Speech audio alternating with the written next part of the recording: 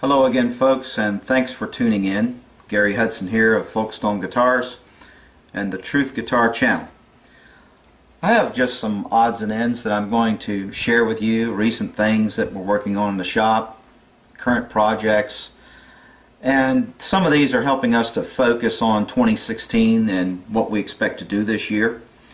Let me share a few things with you. Somebody asked me to put some information on this Telecaster with the alder body that I recently obtained, and I thought I would share with you exactly what we do to one of these to make it into one of our badass beaters or one of our budget beaters, whichever you would prefer.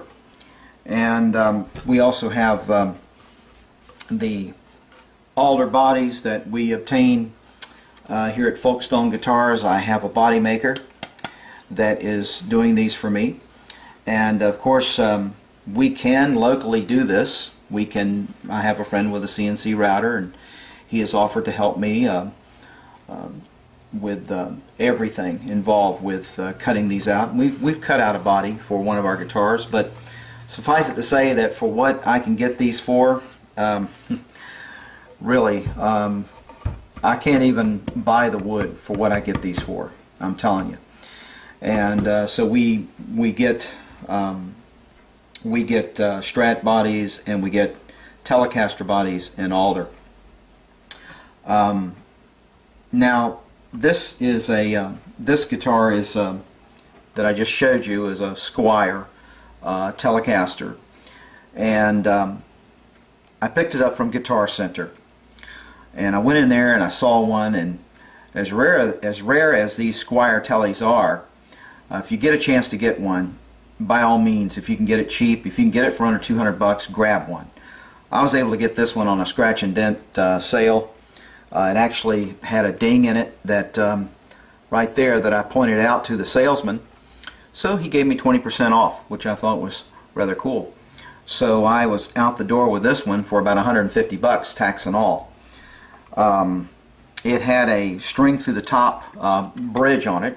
Originally, I put this Mighty Mite string through the body bridge on it, and did the ferrules in the back so that I could make it a string through Telecaster, because one of the things I've found with string through is that it actually does improve the tone. I had a difference of opinion on this last year. Now I'm beginning to think that it's better to have it as a string through, and the reason is because it pulls the string tighter over the saddles, and pulling the strings tighter over the saddles just produces more of a deflection of the body wood back on the strings. And speaking of body wood, this one has a nice alder body. I was really impressed with that. Most of these Squire Tellies are ash, which is a great tone wood. And I know when I say tone wood, somebody's going to say, "Oh, you don't know what you're talking about."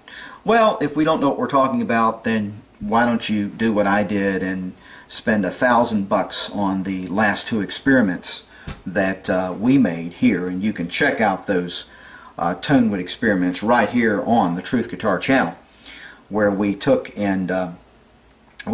two identical Stratocaster bodies. One was in Polonia and the one was in alder, and we took the very same neck, very same hardware, same pickup, same setup, same strings, everything, and made two different recordings, and we A-B'd them for you so that you can actually hear a difference between the one made with Polonia and the one made with alder. So anyway, we did that experiment. I spent quite a bit of time putting that together. Personally, I was out of pocket about $1,000. So to pay for it, I sold both of those guitars in the end for like $550 each. So, you know, that's about what I had in parts in them. So I think I'm a pretty fair guy for doing that. I think the experiment was empirical. I think it was scientific.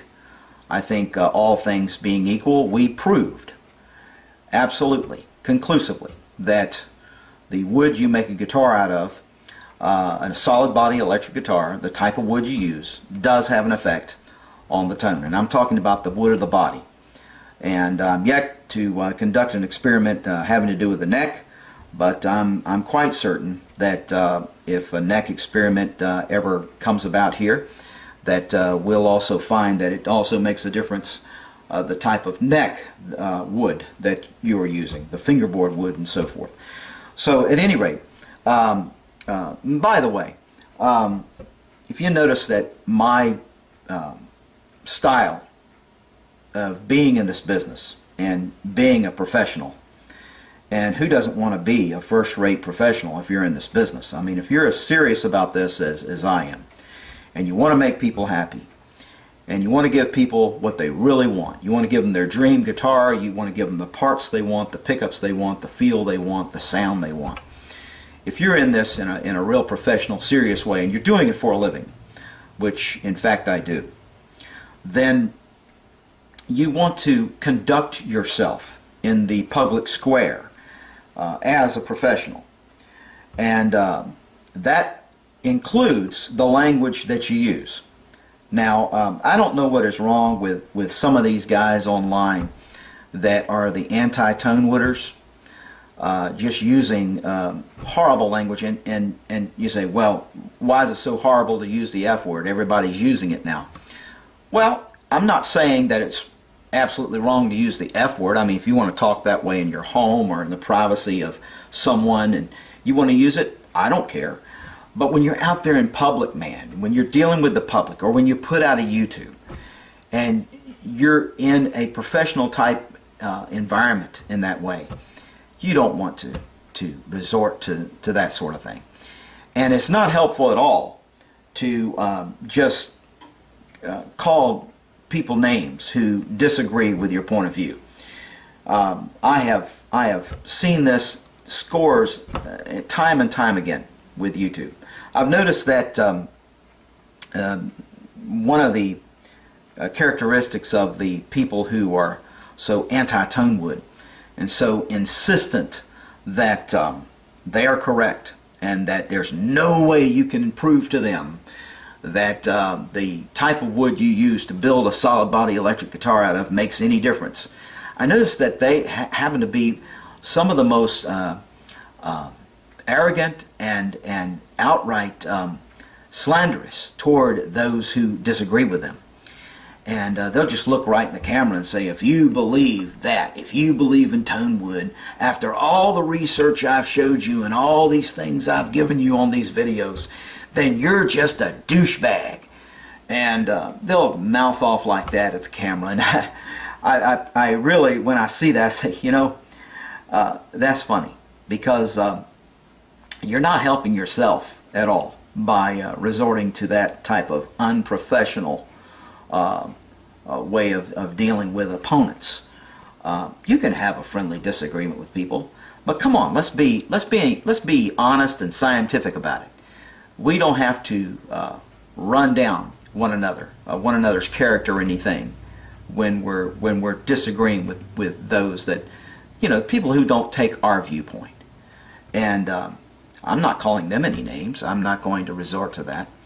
But we did an experiment and we proved it. And by the way, just this morning I was going through some YouTube channels, and I found this clip from Richard Dawkins, and he's talking about the way that he manages his own blog and what the language he allows, and when people disagree, and the language that he doesn't allow. And I thought it'd be rather helpful for this Tonewood debate to just hear what a very, very smart man has to say about that type of language and that type of unprofessional approach with those that you disagree with. Watch this.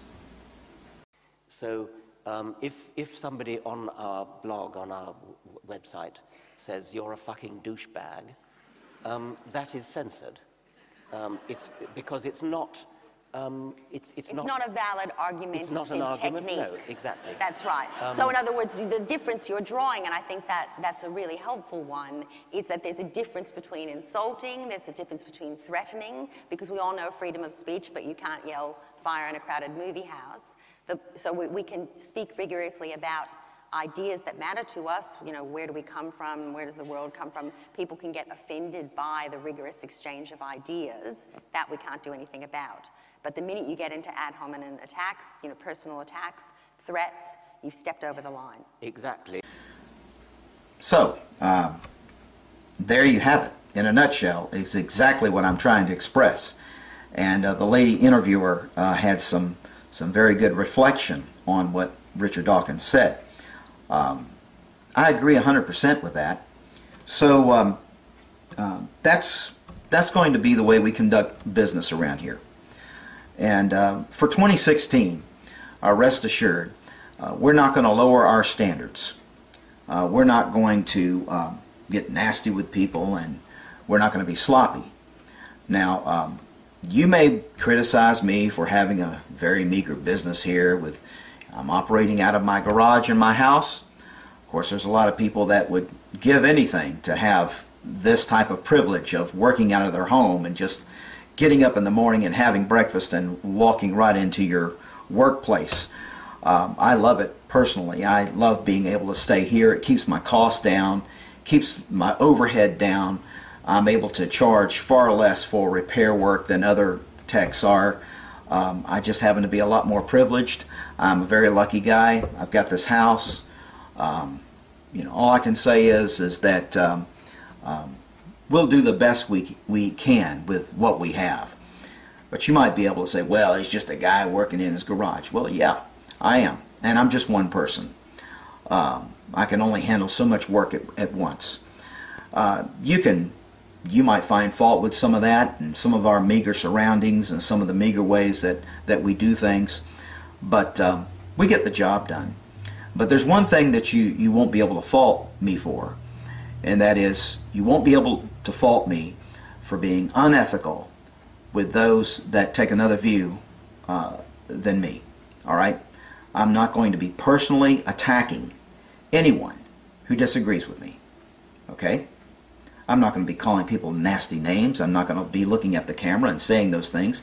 Now, I'm probably preaching to the choir here for 95% of our viewers. Most of you are very aware of what I'm saying, and you get it. You already know. You don't really need for me to tell you this, but there's some of you out there that do need to hear this, because there's some of you that for some strange reason you get a kick out of hearing someone else slandered or maligned or viciously attacked personally for holding a viewpoint other than yours. Or you just like to hear these texts just jump all over somebody who doesn't agree with them and use a whole bunch of nasty, filthy language. Well, you know, if that really gets your goat, if that completes you somehow, floats your boat, you know, then by all means go for it. I mean, you don't even need to be on this channel. You shouldn't even subscribe, because you're not going to get that here. If that's what you're after, rather than information and good tone and getting some facts about putting guitars together and some tips on some things that you might be able to use, then hey, you know, go off somewhere and get entertained. That's all I can say. And for the rest of you who get it, you know, and I'm here for you. And I want you to know I'm very approachable. Try to be as reachable as I can. I know I've disabled the comment section.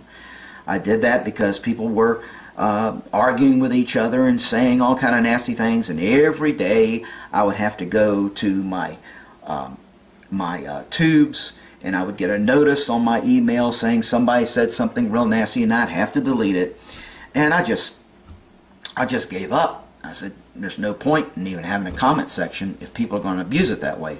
But that's not to say you can't write me an email.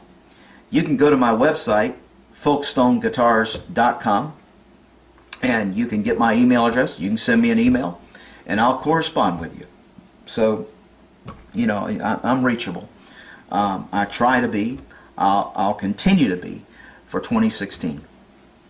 And all I can say is my conscience tells me that I have at least tried my best to be honest and be straightforward with you. And I don't want to waste your time either. on any more of that. So that covers pretty much the protocol that we'll have and continue to have for 2016. Now, I mentioned that I'm having these bodies done. There's a guy in New York that is supplying me with these, and just love it, man. I mean, they're already routed. The neck pockets are right. Sometimes I have to do a little more routing if I have a wider pickup that goes in, or if I put a strap pickup in the neck or something. But normally I can use these just the way they come. I'll go ahead and do the ferrules in the back, and I can put any type of a tailpiece in there that I want. What I really like about this, though, is that it had an alder body, and essentially there's two types of beaters that we're going to do. Now, for a beater guitar, what we mean is something that you didn't really pay a lot for, but you can. It's going to sound great. You can play it. You don't even have to have a case for it. I mean, you can throw it in the backseat of your car, go off to a gig. It can become a great second guitar for you if you've got like a Les Paul or a USA Fender. But suffice it to say, these guitars are going to sound every bit as good, if not better, than even custom shop Fender guitars. And the reason is because we're going to make sure that they just get top-notch stuff. For example, this guitar, if you wanted to add like another $200 to the cost, we could put stainless steel frets on here. Now, it comes with some pretty good nickel frets. In fact, it's got a great neck. One of the things I like about it is it's a two-piece maple neck. Those are my favorite. I personally just prefer those, the way they made them in the 60s, where you have a maple fingerboard glued on and the truss rod put underneath the maple fingerboard, which I think is really cool. It came with some really great tuners, but you know, we can change those out for locking tuners. These are very typical of like the Mexican tuners, but we can change those out for locking tuners, you know, if you want. And of course, we can put Planet Waves in there. Everything adds to the cost. I mean, whatever the parts cost is what they're going to cost you. So, you know, we can just make a list of the parts. I can send you a whole list. If you email me, I'll be glad to send you a parts list for several options for these. This one here, I'm going to put a Texas Special pickup in the bridge, which personally I believe is the best for like chicken picking and sort of that Ricky Skaggs Telecaster early 80s sound. And the neck pickup will continue to be, on most of our modded Telecasters, will be the Rio Grande Vintage Tallboy, as I also have in my own black Thunder Road Telecaster, which I've had in some of my YouTubes. But we can put stainless steel frets, or we can leave these just the way they are. If you want a budget beater, hey man, I mean, nothing wrong with having Squire on there. Doesn't hurt my feelings. I mean, wood is wood, okay? I don't care whose hands touch this. I don't care if it's made in China. I really don't. As long as you can pull it apart, and I can go through and inspect the whole thing and make sure it's solid, everything's fitting properly, everything's aligned like it should be, and then put it back together with some great pickups, much better wiring. You know, it's going to be USA Tele. I mean, $1,500 USA Tele. It's going to sound better.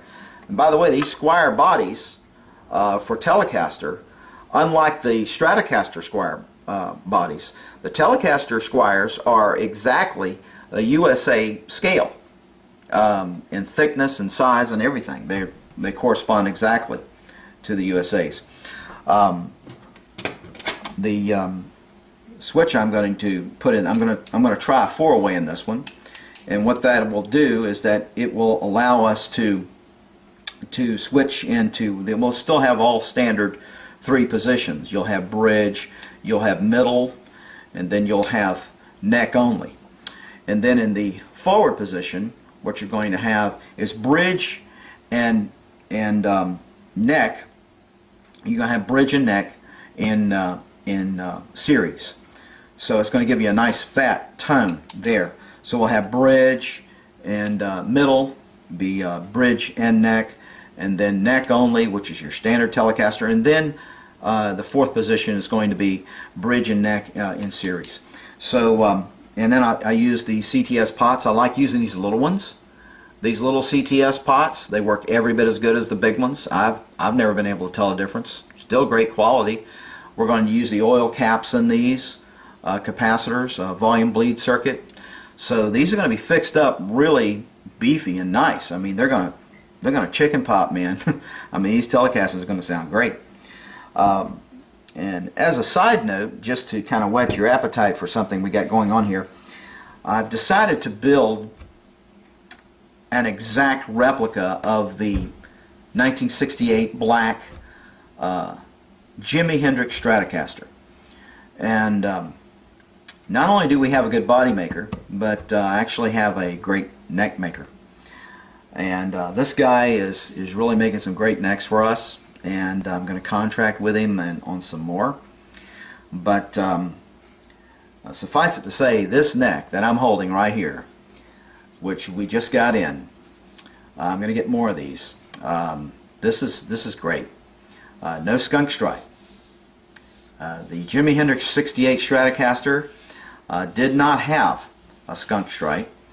It had a two-piece maple neck, like I was explaining about this neck on the Squire.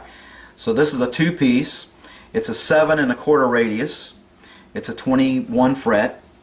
It's going to have the same tuners. We have the exact width of the CBS headstock down to specs for a 68 Stratocaster. And it's going to have, of course, it's going to have a black body, white pick guard. It's going to have the 65 custom shop Fender pickups in it. It's even going to have the Bill Lawrence wiring in it. So everything's going to be true to the Black Beauty, as Jimmy called it. His Black Beauty, his favorite Stratocaster that he played in Band of Gypsies. And we'll be letting you know more about that later. But that's going to be a pretty cool piece, and we're going to make a video on it, and we're going to have several guys locally who are great players playing this thing and playing Hendrix on it. So I'm real excited about that. Really want to see how that's going to come out. At any rate, I thought I'd make this video just to chat with you here for a minute, you know, open my heart to you, tell you that we're going to be here for you for 2016. Videos cannot come out at a rate of like one per week here, or I can't guarantee even one every 2 weeks or even one a month. But I'm going to try to make at least one video a month. Try to make two, maybe two a month if I can. Just don't have the time to do them. But I'm working in here right now every day of the week. I work on Sundays until 12:30, and I'm usually out here at like 6:30 in the morning every single day, just to keep up with the flow, the traffic that's coming through here. I mean, I'm getting, like, on Fridays and Saturdays, 8 and 9 guitars each day are coming in for setups, fret work, partial fret work, pickups, electronics. Man, you name it. It's happening here. So the business is going real well. For 2016, I hope that we can do something for you, if we haven't already. We're here, like I say, to help answer your questions. I don't know all the answers. Wouldn't claim to be, never will claim to be able to know all the answers. Anybody who's in this kind of work is always learning. It's a learning curve. You're always learning about electric guitars. Guitars are, I mean, they're their own thing. You know, they're great, mysterious creatures, and you can learn a lot from them. People are bringing guitars in here usually every week. There's at least one guitar that I've never even seen before, which is not surprising to me. I haven't seen you know, as many guitars as some techs I know of who have been doing this for like 40 and 50 years. But suffice it to say that we're going to be here to meet your needs and help you with any questions.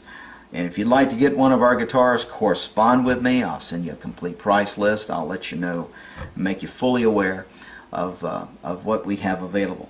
So we're hoping that 2016 will be a great year. By the way, on these beater guitars, we can also take the, you know, I can just take sandpaper and take that off and take this off the back. I mean, it's not a problem if you don't want Squire on there. I just thought I'd throw that in because I mentioned that earlier. You know, I mean, I'm not going to put Folkstone on here because it's you know, the neck didn't come from us, it came from Fender. So in all fairness, you know, I'm not going to call this a Folkstone. But you know, if you want one of these, you can pick one up and have it sent here. I mean, you can find these online at the Guitar Center website for, I think it's $179. You can get you an alder body Telecaster and have it shipped directly here and say, hey Gary, you know, fix me up with your wiring and your 4-way switch and your CTS pots and your oil cap and Texas Special pickup and Rio Grande neck pickup, and tell me how much everything is, and you know, we'll do business. So, you know, if that's what you want to do, that's fine. If you want to get it, the guitar, then buy all the parts and have all the parts sent here and send me an email and send me tracking numbers, we'll work with you. You know, we'll try to get you a nice guitar built. We'll get you something you want, you know, something you really, really, really like and enjoy.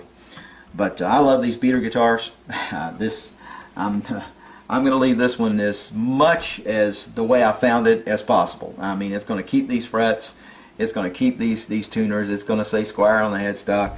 I mean, man, it's going to have all that stuff on it.